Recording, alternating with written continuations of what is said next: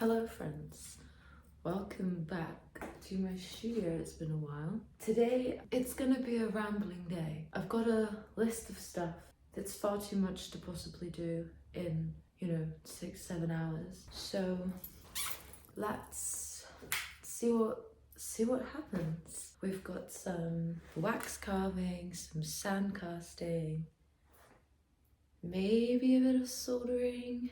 Should be fun. Well, it always is. It's always good fun until it all goes wrong. I made this yesterday. It's this new necklace design. I really love the sort of modular jewellery that, you buy yourself a really lovely, solid, well-made chain, and then onto it you can clip whatever charm you feel like you want to add, and you could add more than one. You could have like a little charm bracelet thing going on in your necklace. Also, if you are a glasses wearer and on those rare days when it is sunny you need 2 pairs of specs, you can just pop the spare one in your chain too. Multifunctional. Last night before I went home, I was carving a wax ring for this beautiful stone I have. The stone is called a YAG, Y-A-G, and I believe it stands for, I can't Google this because I'm recording on my phone, so we'll see what my photographic memory can behold. The stone is called a YAG, a yttrium aluminium garnet. And I'll show you a close-up, but it's this gorgeous green color. It's like almost mint green, like mint chocolate chip ice cream, and it's a synthetic stone that is used in some laser. The crystal, it like directs the laser, I think, or like maybe amplifies it, maybe lessens it, I'm not sure exactly, but when the stone gets decommissioned, they turn it into jewellery.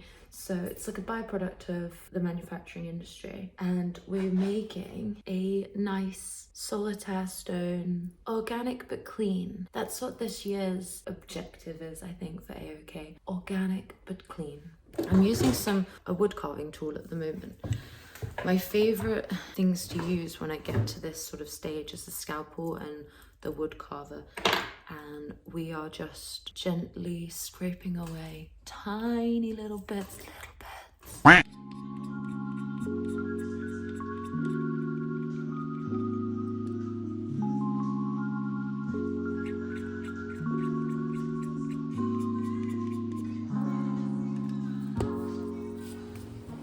This actually took me way less time to get to like almost symmetrical shape than I expected, so that's good. Because I sandcast everything, well, I try to as much as possible. It's just so much cheaper and quicker because I don't have to wait for somebody else to do the process.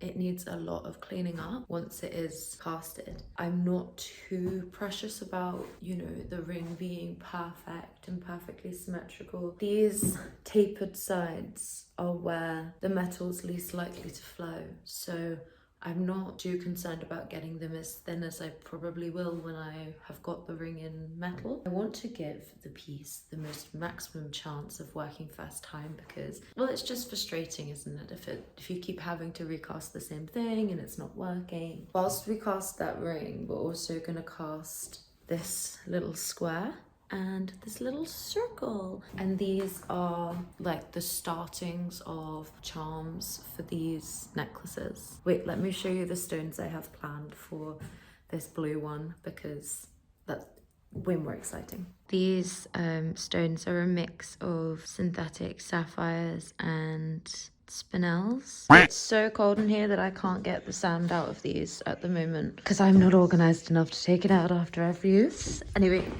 my trick is to pop it on the radiator for like 5-10 minutes, and then you'll be able to dig the sand out.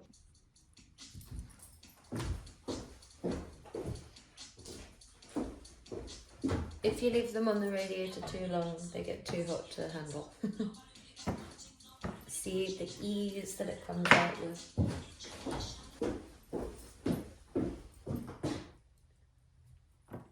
The only thing that's annoying about making these videos is that I can't listen to my tunes. That's not mine.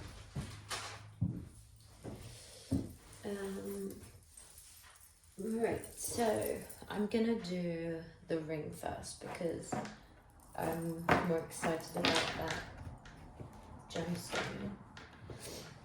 This ring, I'm gonna make a band to go underneath.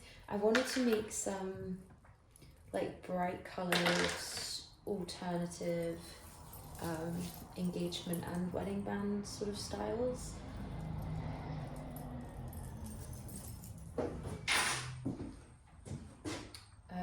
Just to sort of demonstrate what I can do and hopefully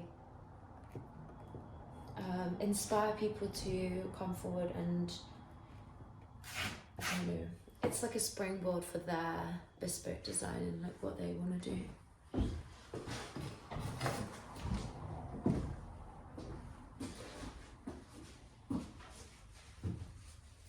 If you don't know how to sandcast and you would like to know how to sandcast in much more depth than I'm going to do here, you can find some videos on my channel. I feel like I should make some reference to the scene in Harry Potter 2 with the mandrakes. Cover your ears whilst I hammer.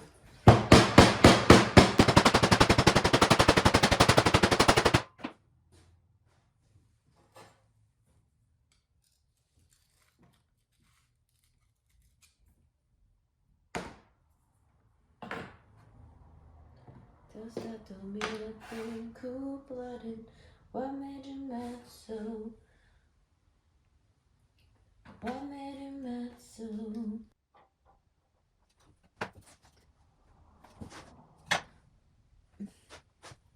The challenge is to not break the wax whilst you're putting it in, and that's another reason to make your rings a bit chunkier when you are doing sandcasting. Do a lip brush here. I need to buy some more of this.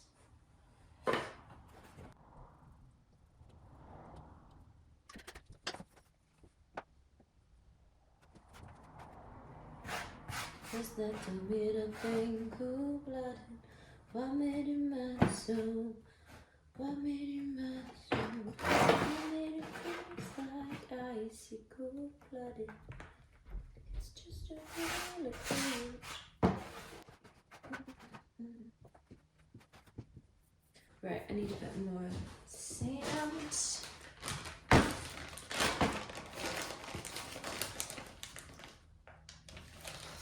Rock solid.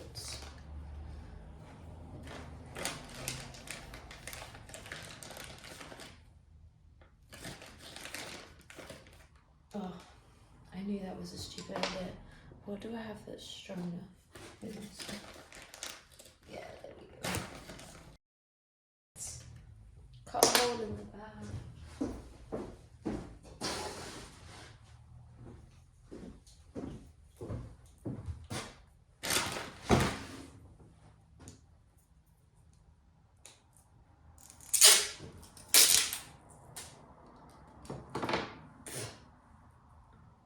Sandy.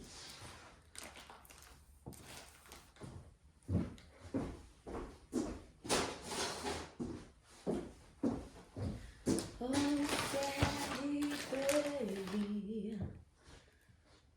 Oh, my wrist hurts now.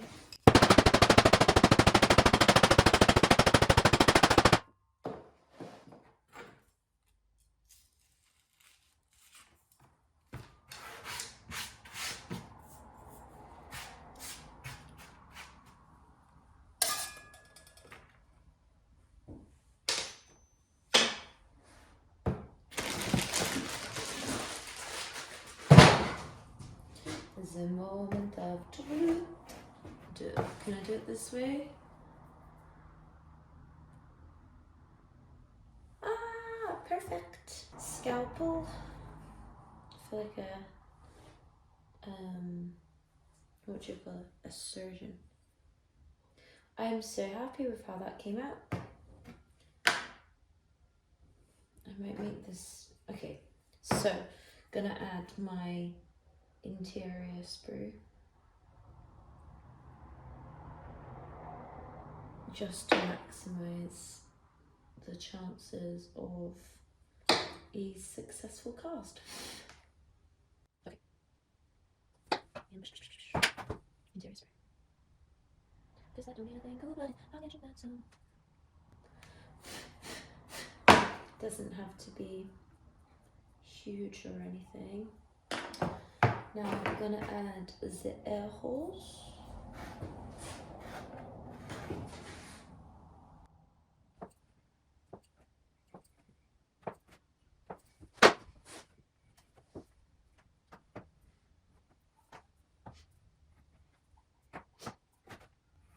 I feel like a lot of jewelry making is learning a choreographed routine, dance, like scrape, like the motions, scraping the sand off each time. I don't even think about the fact that I'm doing it. I'm only thinking about it because I'm recording. Wait, did I press record? I did. Right. Whew, there we go.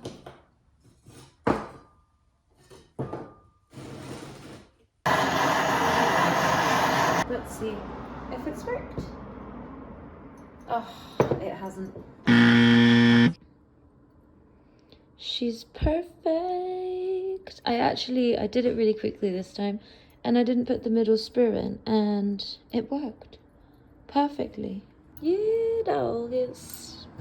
Now that that's done, I'm gonna go and wash up the little bits of silver. They just get lots of sand on them. Clean my hands. It's 5 to 12. Someone just walked over my grave. It's 5 to 12. And so by the time I do all of that, it should be midday, which means I can take my lunch before I go and sit at the bench and do a whole different activity. So, see you in a few. These are what I'm going to be working on this afternoon. Let's get to.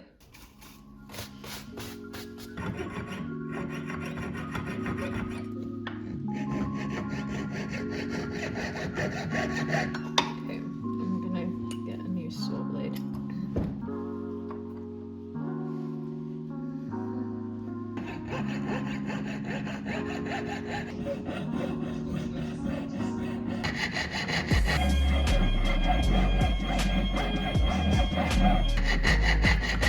Look how beastie this sprue is. My arm hurt. It hurt.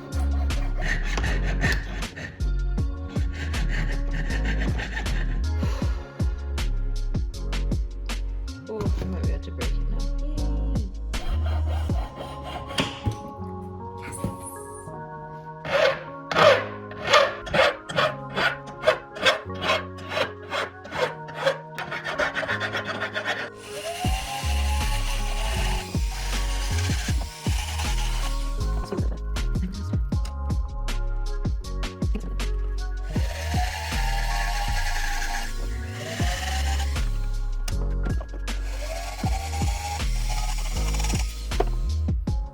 Okay, so can you see how high up the stone is?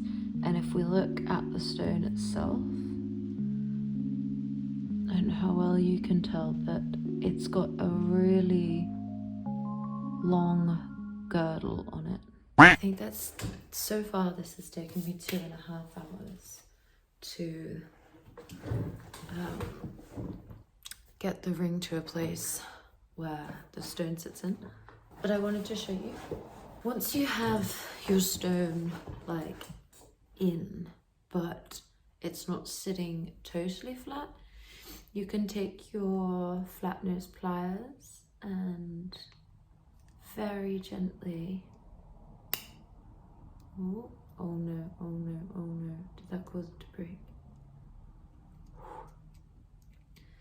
Very gently, as I was saying, apply pressure to the top of the table, and it will allow you to get that stone flat. Look at that colour. Woo! I've reached my the end of my ability to work today. I'm gonna jump on the computer, and I shot some photos of that gorgeous pink engagement set and edit them and make them live, like put it on the website as a product.